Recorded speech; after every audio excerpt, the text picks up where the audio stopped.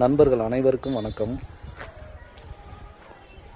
கடந்த 2 நாளைக்கு முன்னாடி நான் ஒரு வீடியோ போட்டிருந்தேன். தமிழ்நாட்டின் முதலமைச்சர் திரு ஜோசப் விஜய் அவர்கள் 2025 கரூருக்கு எலெக்ஷன் பிரச்சாரத்துக்காக வந்தார். அந்த கூட்ட நெரிசலில் கிட்டத்தட்ட ஒரு 41 பேர் இறந்துட்டாங்க.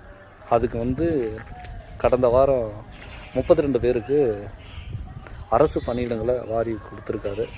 நீங்கள் கொடுங்க, தப்பு இல்லை. நீங்கள் கொடுத்துருக்க வேலையெல்லாம் பதிவுத்துறை, ஊரக வளர்ச்சித்துறை, வருவாய்த்துறை, கூட்டுறவுத்துறை, பொதுப்பணித்துறை, இந்த துறையெல்லாம் கொடுத்துருங்க. இந்த துறையெல்லாம் குரூப் 4 எழுதுகிற ஸ்டூடெண்ட்டோட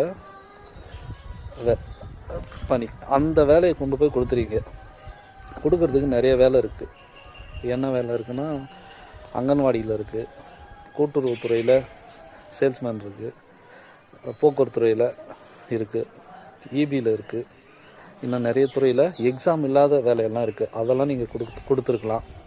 அது மட்டும் இல்லை, பாதிக்கப்பட்ட மக்களுக்கு உடனடியாக நீங்கள் ஒரு குடும்பத்துக்கு 20 லட்ச ரூபா கொடுத்தீங்க. முன்னாள் முதல்வர் ஸ்டாலின் அவர்களும் 10 லட்ச ரூபா கொடுத்தாரு. தற்போதைய பிரதமர் மோடி அவர்களும் 3 லட்ச ரூபா கொடுத்தாரு. மொத்தம் 33 லட்சம். இன்னும் கூட நீங்கள் 50 லட்ச ரூபா கூட கொடுக்கலாம், 1 கோடி கூட கொடுக்கலாம்.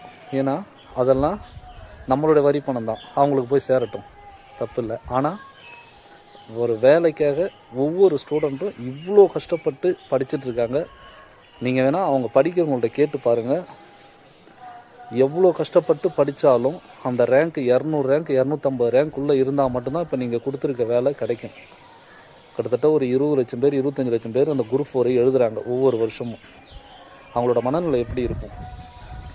கடந்த ஆட்சியில் டிஎம்கே கவர்மெண்ட்டாக இருக்கட்டும், ஏடிஎம்கே கவர்மெண்ட்டாக இருக்கட்டும், அதுக்கு மாற்றாக தான் உங்களை தேர்ந்தெடுத்தாங்க. ஆனால் நீங்கள் என்ன பண்ணுறீங்க?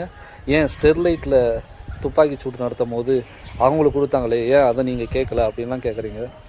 ஸ்டெர்லைட்டில் வேதாந்தா நிறுவனம் தாமிர உருக்காலை ஒன்று கொண்டு வந்தாங்க. அது மனிதர்களின் ஆரோக்கியத்துக்கு கேடு விளைவிக்கக்கூடியதாக இருந்துச்சு. அதனால் அந்த ஆலை இங்கே தேவையில்லை, ஸ்டெர்லைட் தேவையில்லை அப்படின்னு போராடின மக்களை ஏடிஎம்கே கவர்மெண்ட்டு 13 பேர் துப்பாக்கி சூடு நடத்தி கொண்டாங்க. இவங்களுக்கு தான் கடந்த ஆட்சியில் வேலை போட்டு கொடுத்தாங்க. அப்போ தங்களுடைய இருப்பிடம் பாதிக்கப்படுது, வாழ்வாதாரம் பாதிக்கப்படுதுன்னு சொல்லிட்டு தான் அவங்க போராடினாங்க. இது மாதிரி ஒரு நடிகரை பார்க்க, ஒரு அரசியல் கட்சி தலைவரை பார்க்க போயிட்டு இறந்தவங்க கிடையாது. அதை முதல்ல ஞாபகம் வச்சு